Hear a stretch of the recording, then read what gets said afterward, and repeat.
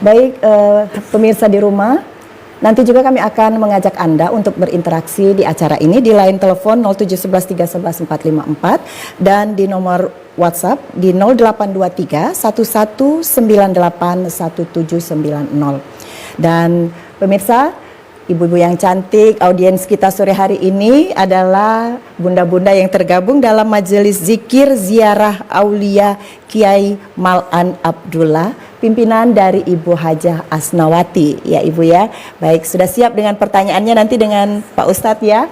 Baik, Pak Ustadz, kita mungkin bisa memulai dengan dari tema kita sore ini adalah 4 hal yang sulit dilakukan. Ya. Sebetulnya apa saja 4 hal yang sulit dilakukan itu dalam definisinya? Baik, terima kasih. Assalamualaikum warahmatullahi wabarakatuh. Waalaikumsalam warahmatullahi wabarakatuh.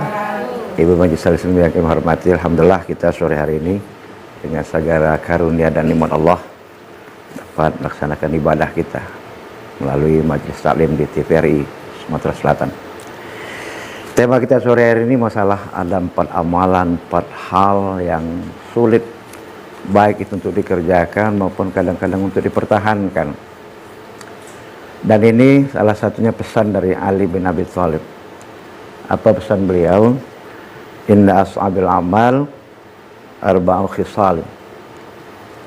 Al-afu indal ghadabi wal judu fil usrah wal iffah fil khulwah wa qaulul haq lima yakhafuhu aw yardahu. Jadi kata beliau ada 4 hal itu yang kadang-kadang sulit kita untuk mengerjakannya dan sulit kadang-kadang untuk mempertahankannya.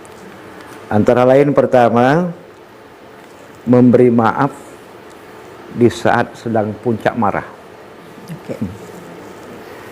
Yang kedua, bermurah hati di saat sedang sulit. Yang ketiga, mempertahankan diri untuk melakukan perbuatan-perbuatan yang haram di saat sendirian.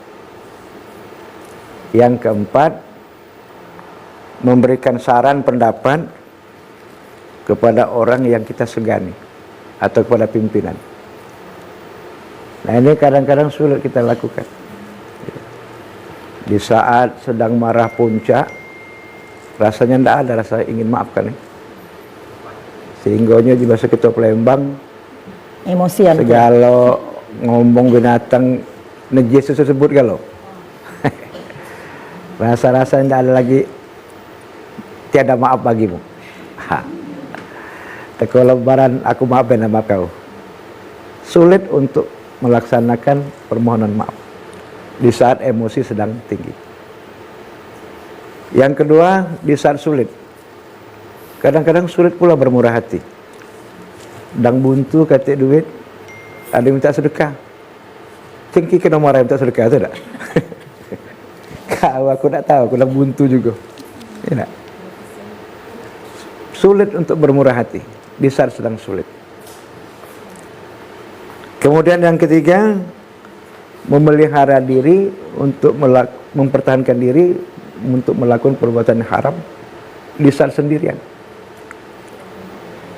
Dalam ilmu kriminal itu dikatakan orang melakukan kejahatan itu kan ada 2 faktor. Ada niat, ada kesempatan. Niat ada, kesempatan tidak ada, tidak mungkin melakukan kejahatan.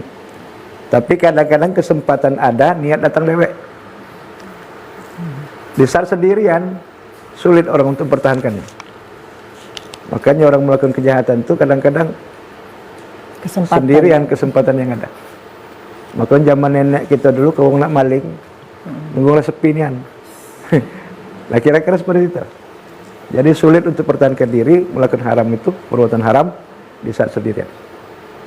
Yang keempat tadi, memberikan saran pendapat, koreksi kepada orang kita segani atau pada pimpinan.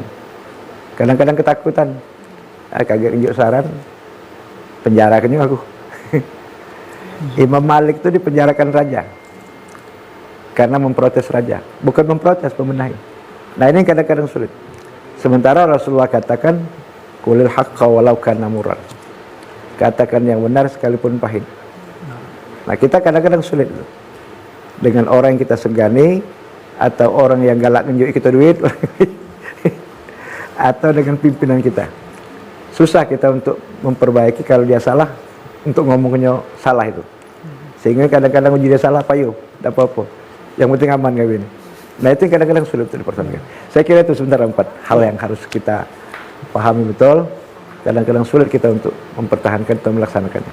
Nah, bagaimana kira-kira agar ini semua bisa berjalan berkesinambungan, bahwa ada hal tadi seperti yang disampaikan Ustadz, bahwa ada kesempatan, ada niat. Ya. Nah, itu kadang-kadang juga tidak berimbang dengan yang seharusnya terjadi untuk kita menahan tentunya di bulan suci Ramadan ini ya Dok, Pak Ustadz ya. Bagaimana kita untuk mensinkronkan kesempatan dengan niat ini tadi, ya,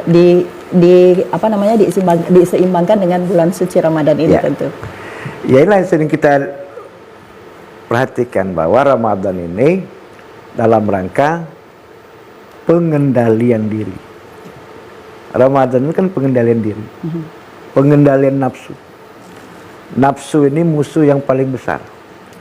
Bayangkan perang Badar itu perang yang paling besar di zaman Rasulullah. Tapi Rasulullah katakan, raja'na min jihadil asghar ila jihadil akbar. Jihadil akbar, jihadin nafs. Kata Rasulullah, kita baru balik dari perang kecil, padahal itu perang besar. Sahabat bertanya, ya Rasulullah, kita akan berhadapan dengan paling besar. Ada. Perang apa itu Rasulullah? Jihadil akbar, jihadin nafs. Perang dengan nafsu kita sendiri. Nah ini tadi, kadang-kadang kita sulit mempertahankan nafsu seperti itu. Inilah perlu kita Ramadan mengajar seperti itu. Kendalikan nafsu yang tidak baik. Ibu-ibu, nafsu kita kadang-kadang nak buka tinggi ya. Kapan nak ke pasar segala nak dibeli tak? Teko roti kuing nak dibeli tak? Saking nafsu tadi. Coba kita berbuka. Apa yang kita makan? Kadang-kadang minum air, kadang makan sedikit kenyang. Yang kita beli banyak-banyak tadi, tidak ada yang termakan. Nah inilah namanya pengendalian. Pengendalian nafsu. Sama lah tadi. Jadi bagaimana kita mengendalikan nafsu kita, diri kita, untuk tidak melakukan hal-hal yang tidak baik. Inilah Ramadan mengajar kita. Kemudian yang pertama tadi saya katakan, memberi maaf di saat kita sedang puncak. Dalam Al-Quran dikatakan, alladzina yunfikuna fis saraa wad dara wal kaziminal ghaidz. Nah itu. Jadi kita ini bisa mengendalikan nafsu marah tadi. Al-kaziminal ghaidz. Pengendalian nafsu marah. Kita ini kalau nama sudah puncak marah, saya katakan tadi, segala nama binatang najis sudah disebut galau. Keluarga lo kebun binatang. Nah sekarang tidak boleh lagi Bu. Kena KHP ini undang-undang baru sekarang ini jangan ngomong yang babi pagi. Nah tidak boleh itu. Diaduknya kena pidana itu. Artinya bahwa kalimat-kalimat itu tidak perlu terungkap. Jadi bagaimana kita bisa mengendalikan diri? Sebetulnya marah itu bukan tidak boleh. Boleh. Kalau memang sudah pantas untuk marah, marah. Sebab kalau tidak marah sama dengan keledai. Cuma kapan nak marah terus sama dengan setan. Ya artinya kalau memang sudah pantas untuk marah, ya silakan marah, tapi jangan berlebih-lebihan. Anak kita pergi balik sudah maghrib, balik subuh, tiap hari itu lah betino pula. Tidak dimarahi sama dengan keledai. Tidak. Memang sudah pantas untuk marah, marah. Cuma kapan nak marah terus, laki balik ngawak duit kena marah, apalagi nak ngawak duit tambah kena marah. Nah, lah setan pula itu. Artinya bahwa kita ini pandai-pandailah mengendalikan nafsu marah kita, sehingga mampu akan memberikan maaf. Wal kaziminal ghaiz wal afina 'anin nas. Memaafkan sama kita manusia. Kemudian yang tadi, bermurah hati di saat kita sedang sulit. Kita ini kadang-kadang saya katakan, kalau sedang sulit jangan cubu-cubu marah. Lo kak kena marah gitu tak? Apalagi nak minta duit, dalam buntu kena marah dia. Ada minta sedekah, tambah kena marah. Nah artinya bahwa hal yang semacam sulit kita untuk pertahankannya. Oleh karena itu, dalam kondisi apapun kita, tetap kita bermurah hati. Yang namanya sedekah itu lain dengan infak. Kalau sedekah bisa material, bisa non material. Tapi kalau infak material. Tapi kalau sedekah bisa material, bisa non material. Kata Rasulullah, at-tabassumu akhuka shadaqah. Senyum dengan saudara-saudaramu adalah sedekah. Nggak kata duit, yuk senyum aja jadilah. Senang. Artinya menyenangkan hati orang itu sudah sedekah. Ada daripada merengung terus nak marah aja ibu ini lah. Tapi saya sekarang cuma jangan sembarang dia senyum. Kenal tak kenal ya senyum. Kenal tak kenal ya jalan bering pula jung ini. Lah pening pula. Lah pening pula. Nah, artinya bahwa dalam kondisi apapun kita tetap bermurah hati. Baik, nanti kita lanjut lagi. Mungkin ada pertanyaan dari bunda-bunda yang cantik di sini, silahkan. Iya, berdiri. Baik, Assalamualaikum warahmatullahi wabarakatuh, Ustaz. Waalaikumsalam. Nama saya Ani Gumai. Saya tertarik sekali dengan yang disampaikan oleh Ustadz tadi. Ada 4 hal yang sulit untuk dilakukan. Nah, tadi Ustadz menyampaikan bahwa nafsu itu juga sulit, perang yang paling besar dalam diri. Yang ingin saya tanyakan Ustadz, kenapa istiqomah itu sulit dalam kita melakukan ibadah? Assalamualaikum warahmatullahi wabarakatuh. Waalaikumsalam warahmatullahi wabarakatuh. Masya Allah, penjelasan dari Ustadz tadi tentang istiqomah. Memang rasanya Ustadz untuk istiqomah ini sangat berat sekali. Apalagi kita akan menjalani di bulan suci Ramadan ini untuk beristiqomah.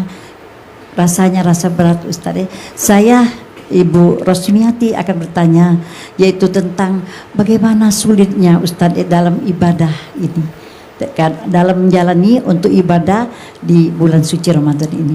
Itu pertanyaan kami Ustadz. Assalamualaikum warahmatullahi wabarakatuh. Wow. Baik, masih ada lagi dari 0852 90 sekian. Pak Ustadz, bagaimana cara mengendalikan hati yang baik? Tadi sepertinya sudah dijawab ya, tapi kita bacakan Pak Ustadz, cara mengendalikan hati yang baik seperti apa? Salam untuk ibu-ibu Majelis Ziarah Aulia Kiai Mal'an Abdullah dari Bang Jo Meranjat. Pada nonton ya, salam dulu untuk Bang Jo. Terima kasih sudah menonton. Terima kasih Bang Jo. Iya, dari Bang Jo di Meranjat. Bagus ya Ibu, atas kehadiran bunda-bunda di Majelis Zikir Ziarah Aulia Kiai Mal'an Abdullah, pimpinan Ibu Hajah Asnawati. Terima kasih ya Ibu, sampai ketemu lagi ya. Sebetulnya saya masih kepingin bersama Ibu-ibu, tapi nanti kita foto-foto saja ya. Baik pemirsa di rumah, demikian hikmah Ramadan kita kali ini. Semoga apa yang sudah disampaikan bermanfaat dan menambah ilmu kita dalam dunia Islami. Dan untuk itu sekali lagi kami mohon maaf apabila ada kesalahan. Terima kasih atas perhatian Anda. Wassalamualaikum warahmatullahi wabarakatuh. Sampai jumpa. Waalaikumsalam warahmatullahi